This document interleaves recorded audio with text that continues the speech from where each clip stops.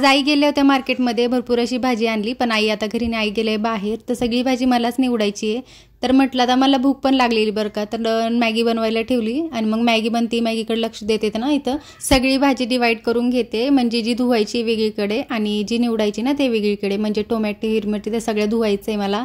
आणि आज आहे ना मार्केटमध्ये आवळा खूपच छान मिळालाय, किती सुंदर दिसतोय बघा ना। आता ही सगळी भाजी मी पलीकडच्या रूम मध्ये ठेवणार आहे, मस्त टीव्ही बघत सगळी भाजी निवडणार, पण सगळ्यात आधी ना पेट पूजा नंतर काम दूजा, तर मग तेच करायचंय। आणि आता मस्त टीव्ही लावते आणि टीव्ही बघत बघत माझा नाश्ता पण होणार आणि माझे जेवढे आहेत भाजी निवडायची कामे ते सगळे होणार, कारण की ना मला खूप जास्त सवय काहीतरी म्हणजे टीव्ही बघत किंवा मोबाईल बघत काम करायची, म्हणजे मला बोर होत नाही, असंच एंटरटेन होत मला स्वतःलाच मी मोटिवेट करत असते बरं काही सगळे कामं करण्यासाठी, म्हणजे मनोरंजन करत करत काम केले ना काही सुद्धा वाटत नाही मला।